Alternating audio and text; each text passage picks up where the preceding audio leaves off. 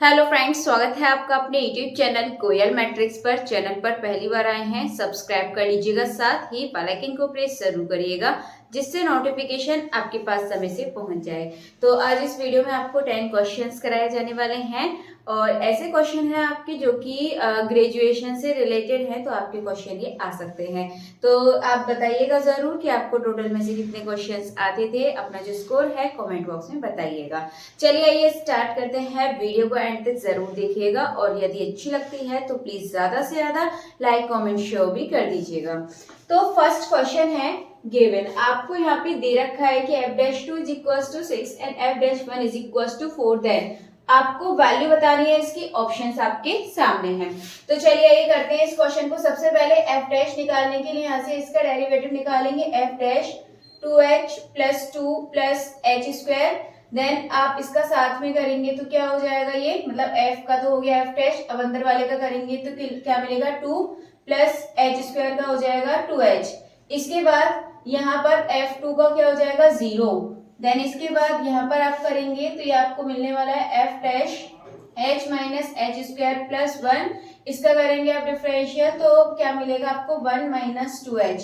इतना करने के बाद आपको सिंपली क्या करना है, और f1 का 0। अब आप एक तो आप क्या करेंगे, जो यहाँ पर लिमिट थी h इज इक्वल टू 0 आप यहाँ पर पुट कर दीजिए। और जब आप यहाँ पर पुट करेंगे तो देखेंगे क्या बनेगा, यहाँ पर h 0, ये 0 क्या बचेगा, f'2। देन इसके बाद यहाँ पर क्या बचने वाला है आपके पास, और यहाँ पर 2 प्लस ये 2 बचेगा यहाँ पर। देन अपॉन में क्या हो जाएगा, यदि हम h इज इक्वल टू 0 रखें तो 1 बचने वाला है यहाँ पर। देन इसके साथ में यहाँ पर फिर से 1 बचेगा।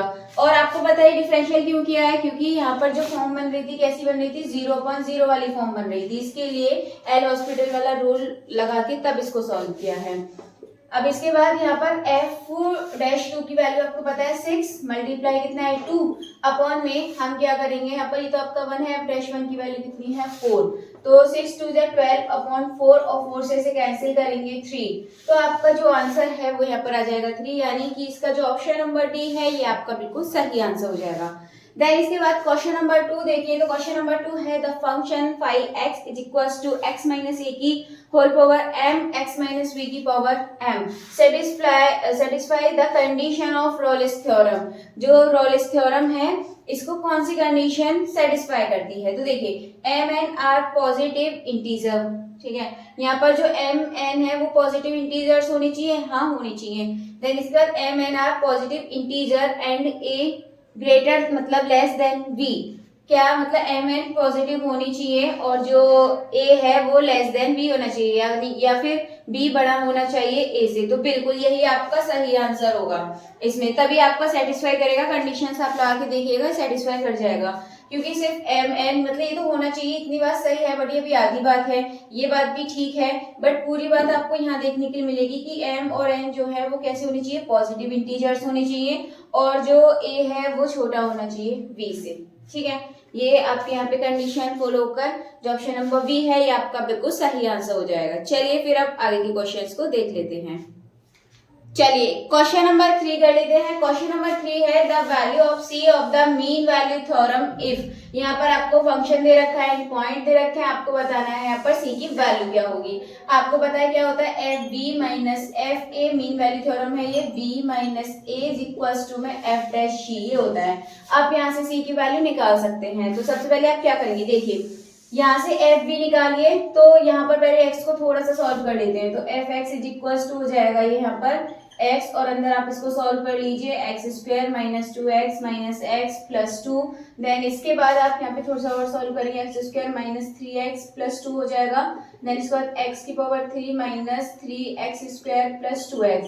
ये आपको यहाँ से fx मिल गया। अब आप यहाँ से f प्लस x निकालिए, तो ये हो जाएगा 3x स्क्वायर माइनस यहाँ पर हो जाएगा 3 2 6x प्लस 2। ये आपको यहाँ से f डैश x मिल जाएगा। इसके बाद आप यहाँ से सिंपली देखिए एफ वी आपको निकालना है, v कितनी है 1/2, तो 1/2 आप इसमें से यहाँ से निकाल सकते हैं। तो मैं इसकी जगह लिख देती हूँ 1/2 का क्यू कितना होगा 1/8। देन इसके बाद माइनस 3 और अपॉन में हो जाएगा 2 का स्क्वायर 4, और यहाँ पर प्लस 1 बचेगा आपका, माइनस जब आप एफ ए देखेंगे की वैल्यू 0 है, आप यहाँ पर x की जगह a पुट करेंगे 0 ही मिलेगा, तो यहाँ पर तो आपको ये 0 हो जाएगा एफ ए, ठीक है, यहाँ पे माइनस में। अपॉन में जब आप करेंगे तो v माइनस a करना है तो v यानी कि 1/2 माइनस 0 करेंगे तो 1/2 बचेगा, इज इक्वल टू में एफ डैश सी आपको निकालना है। तो आप यहाँ पर पुट करिए, एफ डैश सी के लिए आप करेंगे तो 3c² माइनस 6c प्लस 2, ये आपको यहाँ से मिलने वाला है, ये हो जाएगा 3c² माइनस 6c प्लस 2, ये आपको यहाँ से मिल जाएगा। सिंपली आप इसको सॉल्व कर दीजिए, तो सॉल्व करेंगे तो देखेंगे आपको यहाँ से क्या मिलेगा। मैं थोड़ी सी जगह कर देती हूँ इधर, इसको इधर लिख लेंगे और आप देखेंगे यहाँ से इसको सॉल्व कर लेंगे थोड़ा सा, ठीक है। तो सबसे पहले आपके सामने है 1/8 माइनस 3/4 प्लस 1, तो आप इसे सॉल्व करेंगे तो ये हो जाएगा आपका 8 और 1 माइनस 6 प्लस 8, ठीक है, ये आपको यहाँ से मिलेगा। अपॉन में कितना है 1/2 इज इक्वल टू में क्या चल रहा है 3c² माइनस 6c प्लस 2, अभी आप इसको ऐसे ही रहने दीजिएगा। देन इसके बाद आगे सॉल्व करने के लिए आप इसे थोड़ा सा और करेंगे तो ये हो जाएगा आपका 4 टाइम और ऊपर हो जाएगा 9 में 6 क्या 3/4 आपको यहाँ से मिलेगा is equal to 3c² minus 6c plus 2। अभी जो 4 है उधर चला जाएगा, 4 3 जा 12 c² माइनस 24c और 4 2 जा 8 और इज इक्वल टू में 3 है जो आप इधर ही आइए माइनस 3 हो जाएगा। अब आप इसके बाद सॉल्व कीजिए 12c² माइनस 24c, देन इसके बाद आपके पास बचेगा ये 5। अब आप इसको सॉल्व करेंगे और सॉल्व करने के बाद मतलब सॉल्व करेंगे किससे, धनाचार्य विधि से करेंगे, और जब आप इसको सॉल्व करेंगे यानी कि फैक्टर आप इसके कर ही लेंगे, करके बताइएगा जरूर। इसका जो आंसर है आपका ऑप्शन नंबर सी आएगा। तो यहाँ पे दो ऑप्शन आएंगे, मतलब 6 प्लस रूट 21/6, एक आएगा 6 माइनस रूट 21/3, लेकिन माइनस वाला नहीं लेना, आपको सिर्फ पॉजिटिव वाला लेना है। तो इस वजह से आपका जो आंसर है ऑप्शन नंबर सी आपका सही आंसर हो जाएगा। आइए चलिए जो क्वेश्चन नंबर 4 है इसका आंसर आपको बताना होगा। तो क्वेश्चन नंबर 4 है the interval in which Lagrange's mean value theorem is applicable for the function, function दे रखा है f(x) is equal to 1/x, जहां पर x0 इज इक्वल टू 0 और f0 इज इक्वल टू 0 है। इसमें आपको बताना है कौन सा आंसर आपका सही होगा, तो कमेंट बॉक्स में जरूर बताइएगा। चलिए अब आगे के और क्वेश्चंस देख लेते हैं। क्वेश्चन नंबर 5 आपके सामने है, if f is equal to 2 and f dash a is equal to 1, g is equal to -1, g dash a is equal to 2, then आपको लिमिट दे रखी है x टेंड्स टू a और ये फंक्शन दे रखा है, इसकी वैल्यू बतानी है। यदि आप यहाँ पर a लगाएं, ठीक है, a माइनस ए और ऊपर भी, तो आपको यहाँ पर कौन सी फॉर्म मिलने वाली है 0, यानी कि आप यहाँ पर कौन सा रूल लगाएंगे, एल हॉस्पिटल वाला यहाँ रूल लगा देंगे। तो क्या करेंगे g डैश x हो जाएगा, x का करेंगे तो 1 मिलेगा आपको यहाँ पर, और f आप ऐसे ही लिख दीजिए। इसके बाद माइनस जी ए का जी ए रहेगा एंड एफ एक्स का हो जाएगा f डैश x, और x का करेंगे तो 1 मिलेगा। अपॉन में x का 1 हो जाएगा और a का 0 हो जाएगा। देन इसके बाद आपको आगे क्या करना है, यहाँ पर f डैश x की वैल्यू आपको यहाँ पर दे रखी थी g डैश x की, तो ये बस a की है वही वैल्यू लगा देंगे 2, एंड f a की आपके सामने है 2, तो मल्टीप्लाई में 2 माइनस लगाइए, g a की कितनी है -1, तो +1 हो जाएगा यहाँ, एंड मल्टीप्लाई में f डैश x की लगाएंगे तो ये कितनी हो जाएगी आपके सामने 1। अब इसके बाद आगे सॉल्व करेंगे इस क्वेश्चन को, तो जब आप आगे सॉल्व करेंगे तो नीचे कितना है 1, तो आपको मिलेगा 2 2 जा 4 और +1, ये हो जाएगा आपका 5, यानी कि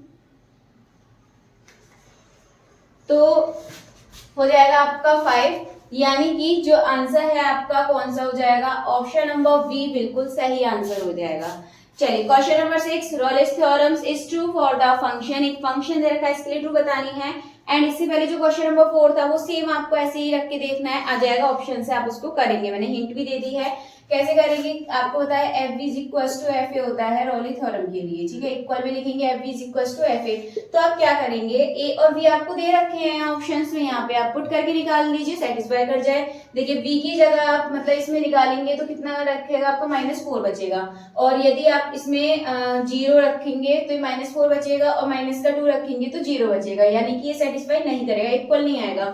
-2 रखेंगे यहाँ पर तो कितना आएगा 0 मिलेगा, और 2 रखेंगे तब भी 0 मिलेगा, तो ये इसको सेटिस्फाई कर जाएगा। देन ये रखेंगे, ये भी इसको सेटिस्फाई नहीं करेंगे, तो इसको सेटिस्फाई करना चाहिए। इस हिसाब से जो इसका ऑप्शन नंबर बी है ये बिल्कुल सही आंसर हो जाएगा। देन इसके बाद क्वेश्चन नंबर 7 है द वैल्यू ऑफ, ये दे रखा है आपको, इसमें वैल्यू निकालनी है। F x is equal to क्या दे रखा है यहाँ पर, साइन एक्स। तो आप f x is equal to sine x जो दे रखा है, यहाँ पर सी की वैल्यू निकालने के पहले सी पुट करिए, सी इज इक्वल टू साइन सी, और इज इक्वल टू में क्या करिए, एफ डैश सी करिए पहले इसका, तो एफ डैश सी आपको क्या मिलेगा, कॉस सी।